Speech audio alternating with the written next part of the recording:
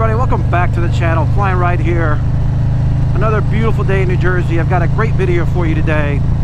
One of my subscribers had suggested that I do a complete video talking about my motovlogging setup, all of the mounts that I use for the cameras that you see on my channel, and walk you through how I set it up, how I have them aligned here in the motorcycle.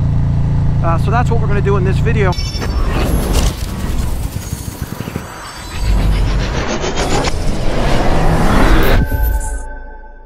What I thought I would do is first take you back to my home office and walk you through step by step, and then we're going to hop back on the bike, and then I'm going to walk you through the different views. So hopefully it helps you as you consider all of the options available for your particular setup, or even if you're new to motovlogging or if you want to change it up. Hopefully it helps you as you make your decisions. So again, welcome to the channel, and do me a favor, if you're watching this video, 90% of you are going to watch the video and not hit that subscribe button. So do me a favor, it really helps out the channel. If you're watching this video, smash that subscribe button. Would love to have you as the channel continues to grow. I've got a lot of footage planned. My commitment is that I upload one video a week minimum. More often than not, I'm doing 2 to 3 videos a week. So again, would love to have you as the channel continues to grow. And a special thanks to all of my current subscribers.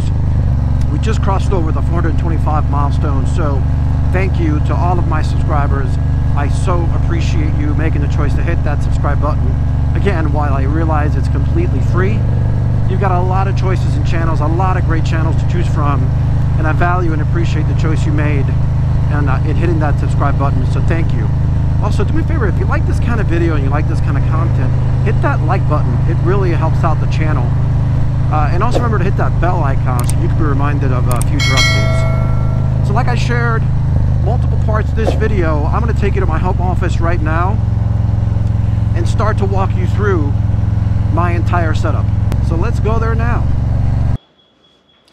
Alright, so I'm going to start with the main setup that I use on my helmet. So this is my Shoei X14, and as you can see, this is custom wrapped. I actually have a video on my channel, so you want to check that out on before and after. And this is custom wrapped to match the color on my motorcycle, which is a sand dune. It's not an exact match, but it's pretty close. The Sena communication device here that I use when I ride with wifey, and then of course the main part of where I want to start my motovlogging setup, the actual mount here in the front. Now I'm going to take this off so I can show you the mount.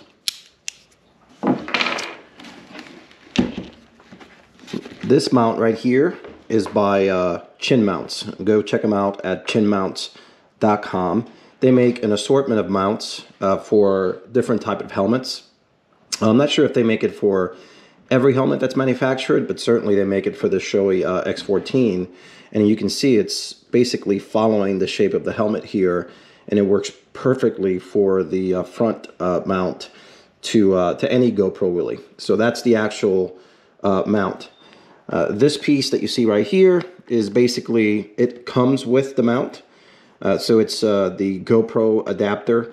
I've got a small sort of extension here that brings the camera just at the right level below my line of sight, but high enough so that you can see, again, a higher view, including the cockpit, but you can certainly see the road ahead.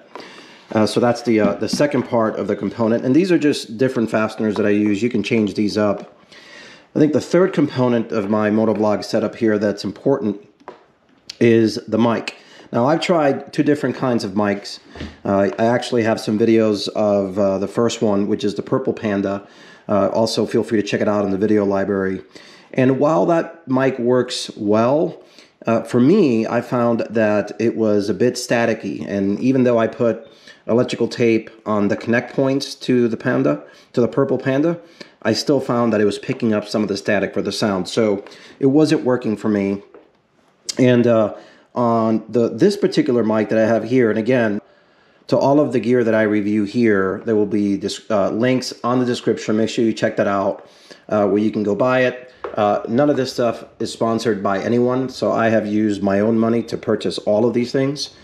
So again, this is a very objective and transparent perspective on the gear that I use. Clearly, I'm biased because I like it and it's what I use for the videos, but you can judge for yourself as I take you after this part. I'm going to take you right over to the motorcycle, and you can see for yourself the sound and all of the different views.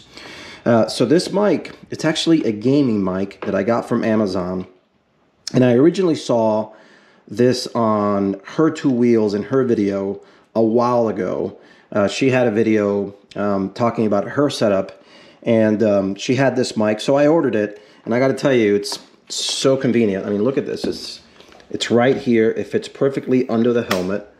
You can see it. It's pretty short, so you don't have to, route the cables inside, and you can easily remove it. I have this little rubber holder here, so if it were to fall off the GoPro, again, it's not going to go flying anywhere.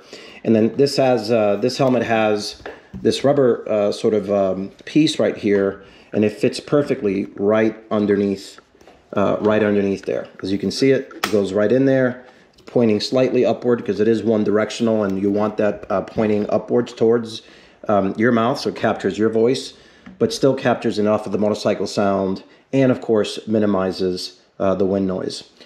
So that's the mic setup. That's the chin mount, along with the GoPro mount that I have here in front, and of course, the visor on the helmet. All right, so I'm going to show you now the camera that I usually use for this is the GoPro 9 with the media mod. That's actually what I'm using here, and I'll show you. I'm gonna switch over and show you a quick picture of what that looks like here in a second. But again, I'm using it now to record this video, so I'm just showing it to you with my GoPro Hero 8. Kind of works the same way. The only difference is the media mod has a case that goes over the GoPro camera. And then on that case, you can put some additional components, the mic, of course, light, etc. This is basically how the setup looks and how it works. I think the other important point that I'll talk about that I have, and again, I'm going to show you that here in a second, I'm going to switch over to it, is the max lens mod for the GoPro Hero 9. They don't make it for the Hero 8, but they make it for the Hero 9. And again, what that does is it expands your field of view, so you have wider, and you can go higher and lower on it. So it just gives you a better view in the front. Again, that's my preference. I think that view works the best based on what I like, but I also think it gives you, again, the best view of the cockpit as well as all of the surroundings. So that's the GoPro Hero 9 with media mod, with max lens mod, as well as this microphone adapter, chin mounts, and this GoPro small extension that puts the camera right below the line of sight for me and still gives you that great view. All right, so that's the first setup. Let's come over here and switch out.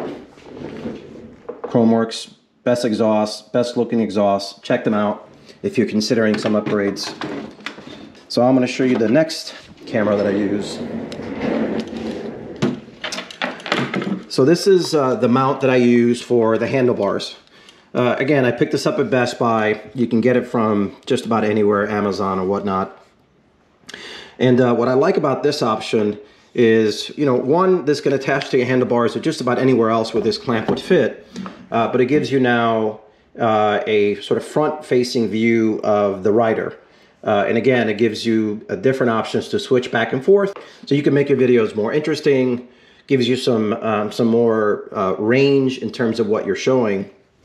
And the camera I'm using is the DJI Osmo Action. This camera came out years ago, and it works awesome. It's got a 4K resolution. I mean, you can look up the specs online if you like, but again, this gives you some great versatility. And I'm going to show you that here in a little bit when we go back on the bike, so you can see that view, see what it looks like, and see the angle that it looks. And again, judge for yourself whether it's an option that you want to consider.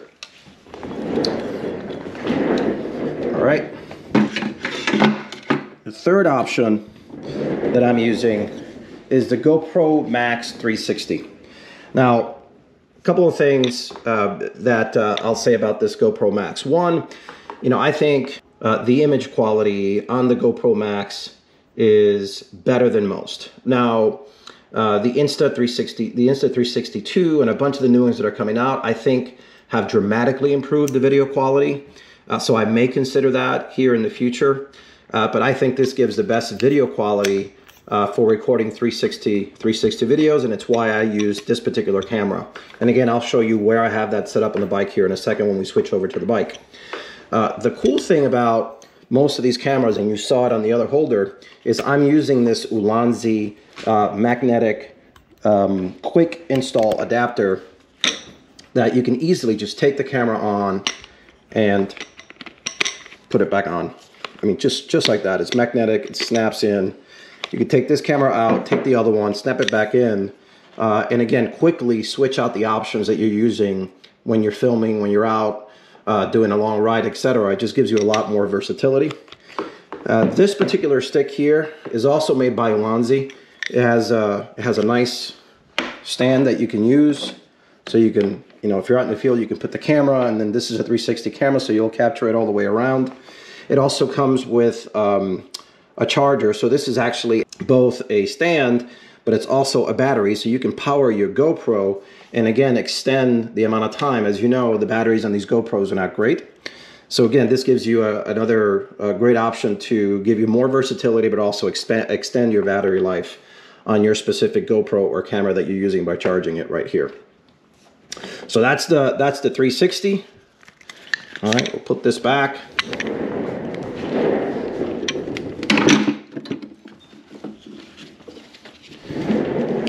So this is the camera that I use when I want to take better pictures, again, of the scenery or of the bike. I've got this lens adapter that again extends the magnification on it. It comes with a standard lens. I added this on. This is a Nikon 3400. It's an older camera, but I think it works great. I am an amateur photographer at best.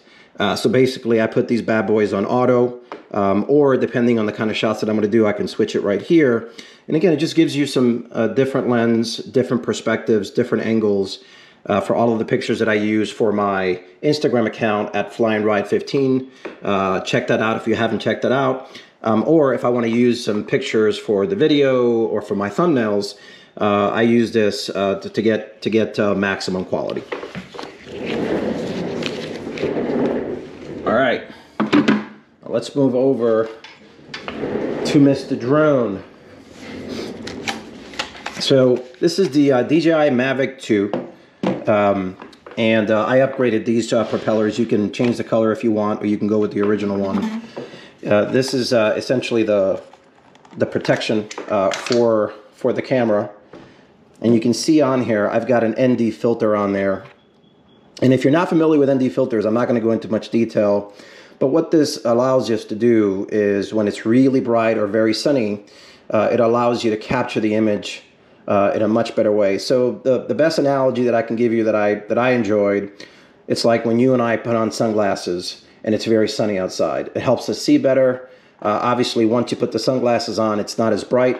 This does exactly the same thing for the camera.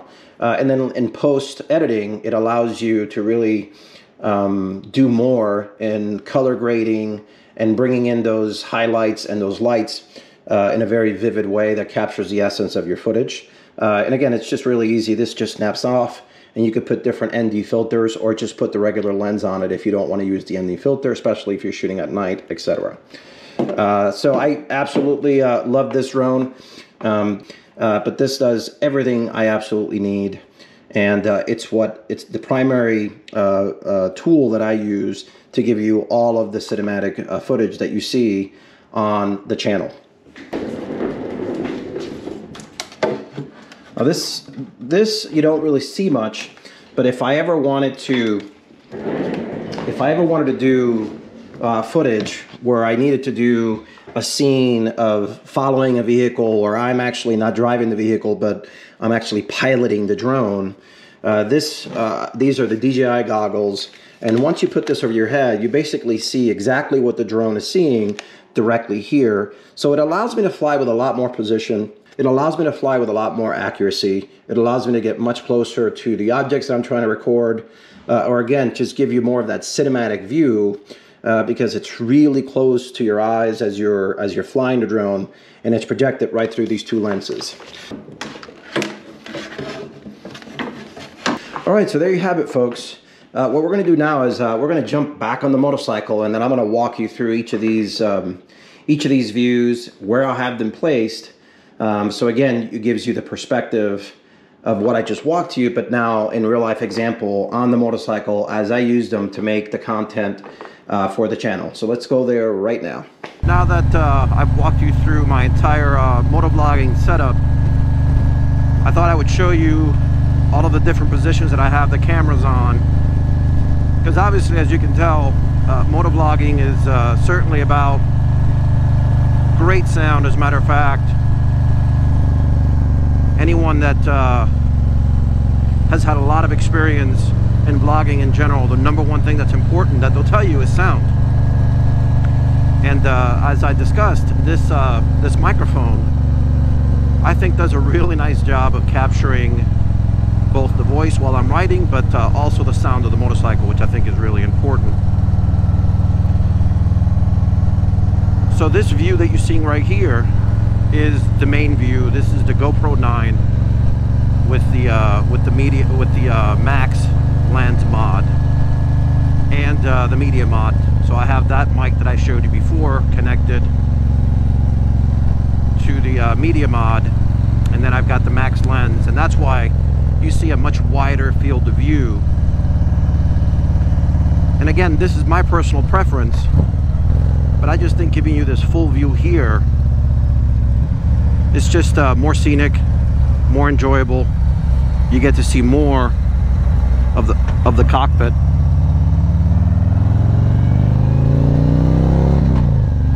And then I've got that camera right there,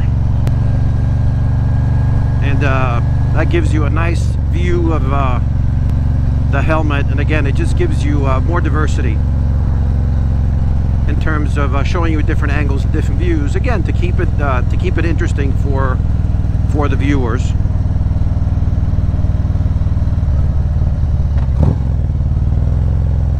You could use any camera, obviously. Here as an option, I'm using the DJI Osmo, which came out a long time ago, but I think it works great. The cool thing about this camera here, on its own, it captures sound really well. And I'll do a video on it another time so you can see it. But for now, what I do is, this is the what I have connected to my helmet now. Again, with that mic that I showed you before, the setup. This is the sound that I use, and then I overlay this sound on any of the other videos. So whether I'm switching to this camera that you see right here, or whether I switch to the 360, this is the sound that I'm using, because I think this picks it up the best.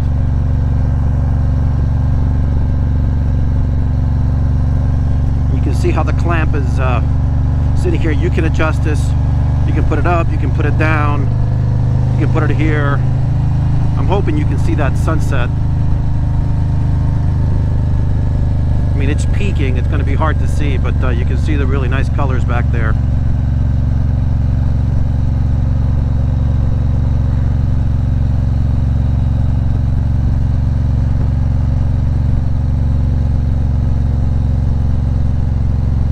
Then, of course, the third option is the 360 Max that you see right there with the two extension sticks. You can get a third stick and it'll come up higher, and again, it'll give you a different view. I like this view here. I think it does just fine. Let's put that cruise control on. So yeah, so that's the 360 camera. Let's switch over to that view right now.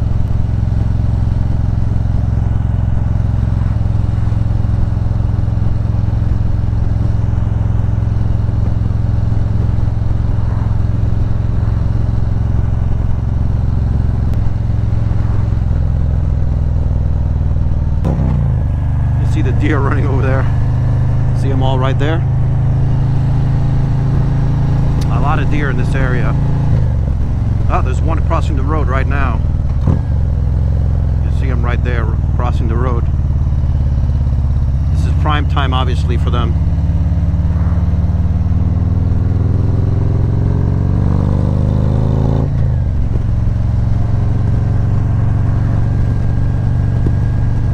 So that's going to do it for this video. Again, one of my subscribers had asked for the setup that I have,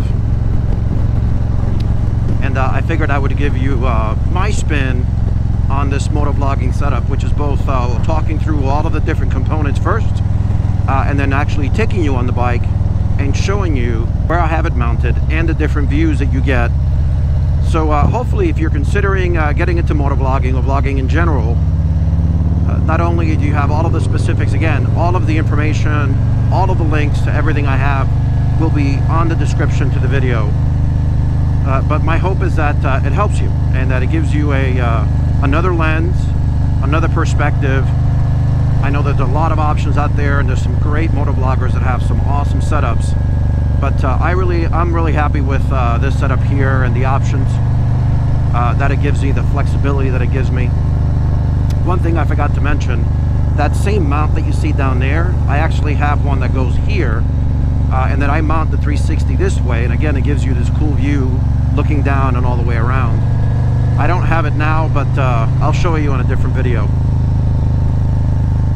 So again, do me a favor, if you like this video, give this video a thumbs up. Also remember to hit that subscribe button. Would love to have you as the channel continues to grow. And also remember to hit that bell icon so you can be reminded of future content. Thanks for watching.